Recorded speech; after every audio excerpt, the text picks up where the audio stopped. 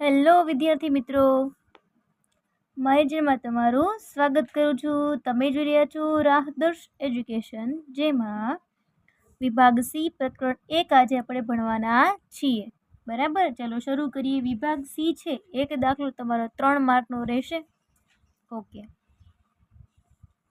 પહેલો પ્રશ્ન જો કંઈક આવો આપેલો છે કે જો x બરાબર 8 + 3√7 હોય તો x નો વર્ગ પ્લસ 1/x² ની કિંમત શોધો.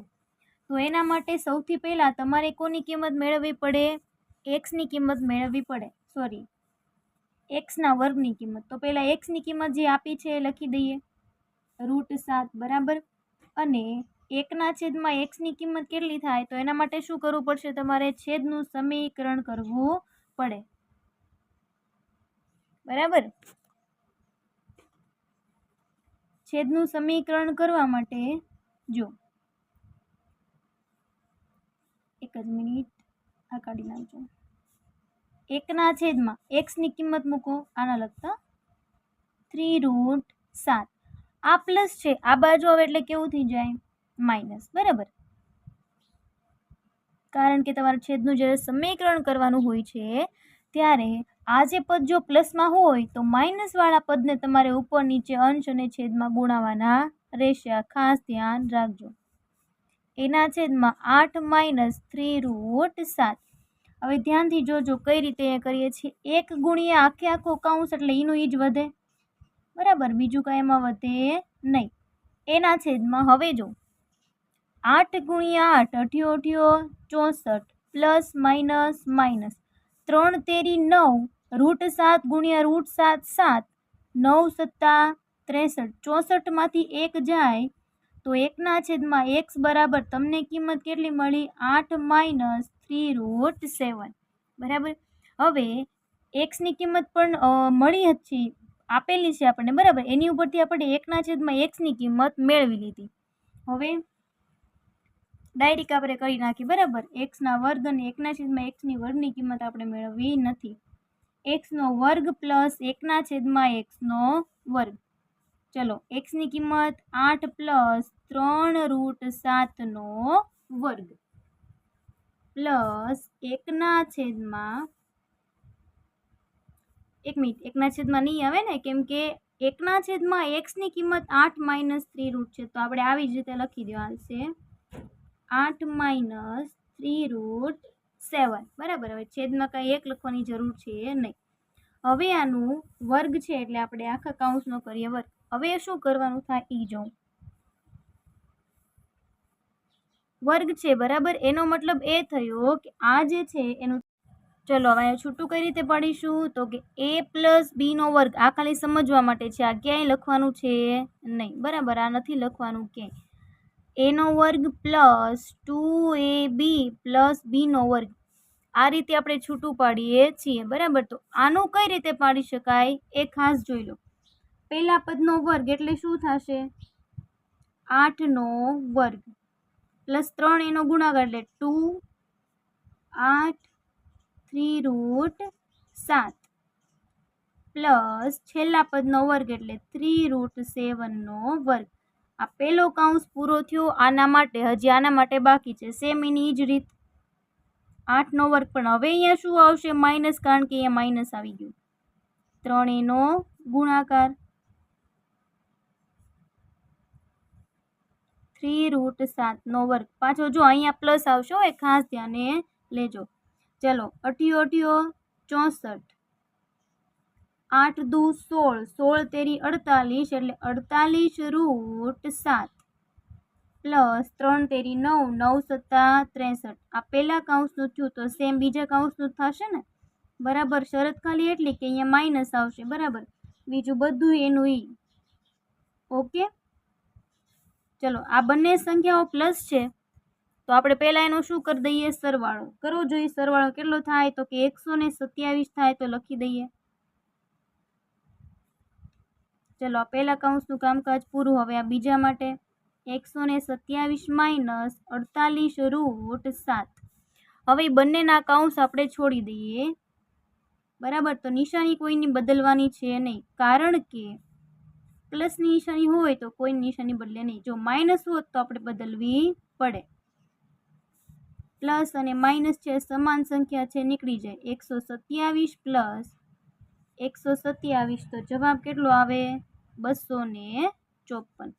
આ રીતે પહેલો પ્રશ્ન થશે.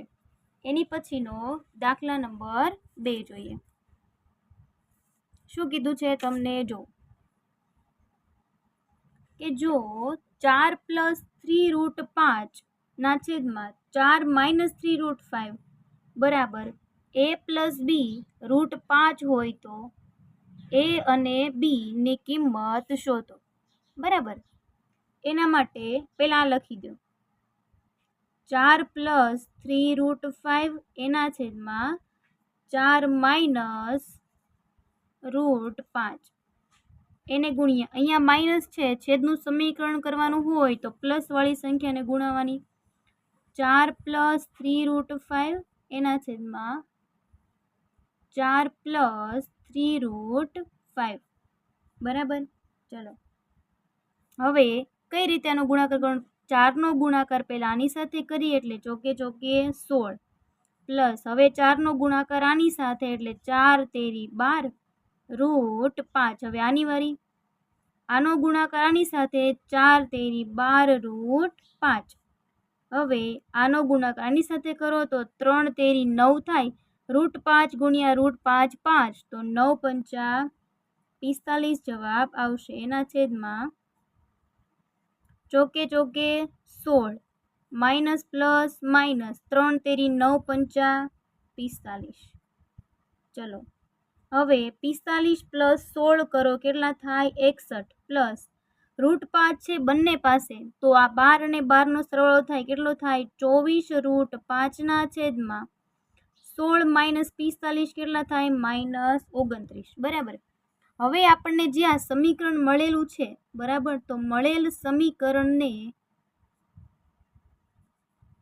આપણી પાસે સમીકરણ ઉપર રકમ આપેલું છે a + b √5 સાથે સરખાવતા, એની સાથે જો આપણે એને સરખાવીએ તો જો a બરાબર શું મળશે? a બરાબર -61 ના છેદમાં 29 મળે. પછી b બરાબર √5 નથી લખવાના, બરાબર. b બરાબર શું મળે? -24 ના છેદમાં 29 મળે. તો a અને b ની કિંમત તમારે જે મેળવવાની હતી એ અહીંયા મળી ગઈ છે. બરાબર, આ રીતે જે છે એ પ્રશ્ન અહીંયા થશે. એની પછીનો ત્રીજો પ્રશ્ન. ચલો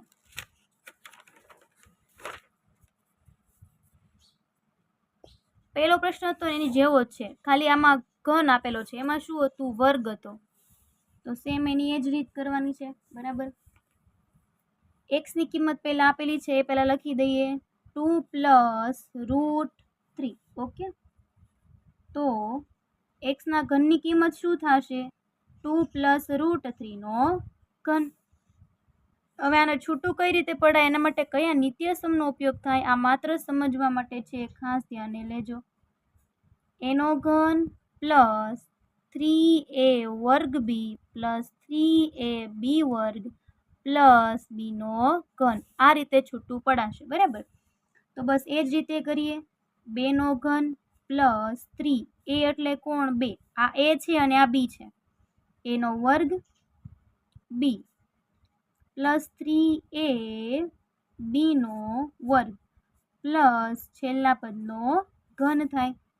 તો 2 નો ઘન 8, 2 દુ 4, 4 તેરી 12, 12 √3 પ્લસ √3 ગુણ્યા √3 3, 3 દુ 6, 6 તેરી 18, અને √3 નો ઘન શું થશે? 3√3.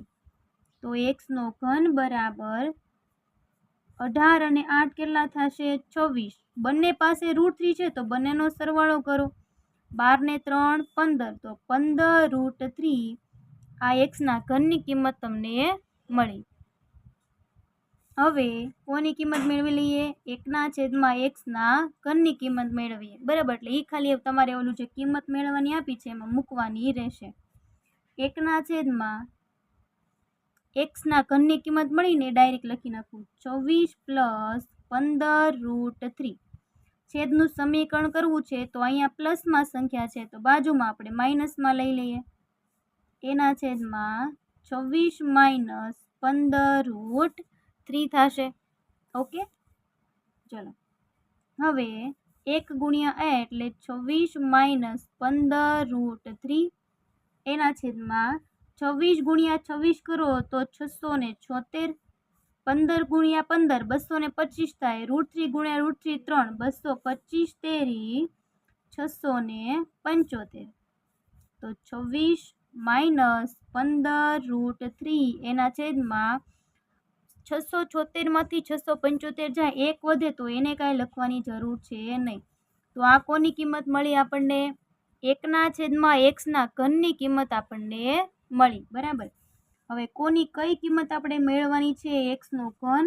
પ્લસ 1ના છેદમાં xનો ઘન xના ઘનની કિંમત કેટલી છે 26 પ્લસ 15√3 અને 1ના છેદમાં xના ઘનની કિંમત છે 26 માઇનસ 15√3 પ્લસ અને માઇનસ છે એટલે નીકળી જાય અને સમાન પણ સંખ્યા છે એટલે 26 પ્લસ 26 કેટલા થાય 26 દુ 52 તો 52 તમારો જવાબ આ રીતે એમાં આવશે એની પછીનો પ્રશ્ન નંબર 4 જોઈએ ચલો એમાં શું કીધું છે કે 0.52 જો આમાં બે અંકો બેવડાય છે બરાબર બે અંકો શું થાય છે પુનરાવર્તિત થાય છે એને p ના છેદમાં q સ્વરૂપમાં દર્શાવો કે જ્યાં p અને q પૂર્ણાંક છે અને q is not equal to 0 તો કઈ સંખ્યા આપી છે તો 0.752 પણ એમાં 52 જે છે ને બેવડાય છે બરાબર તો લખીએ કે ધારો કે x બરાબર 0.7 52 બેવડાય છે તો 52 ને આપણે આ રીતે લખી શકીએ બરાબર હવે જેટલી સંખ્યાનું પુનરાવર્તન થતું હોય બરાબર તેટલી સંખ્યા વડે એટલે કે જો અહીંયા બે સંખ્યાનું પુનરાવર્તન થાય તો 2 0 વાળી સંખ્યા વડે એને ગુણવાનું તો 2 0 વાળી સંખ્યા કઈ થાય 100 તો લખીએ કે બંને બાજુ 100 વડે ગુણતા બંને બાજુ જો 100 વડે ગુણીએ તો 100 ગુણ્યા x પ્લસ 100 ગુણ્યા 0.752 પછી આ રીતે 52 લખવાના રહેશે ઓકે ચલો ગુણાવી દો તો અહીંયા 100x જવાબ આવ્યો અહીંયા કેટલો આવ્યો 1 અને 2 પોઈન્ટ ખસે તો 75 પોઈન્ટ આ રીતે જવાબ આવશે 2 પછી 52 બરાબર હવે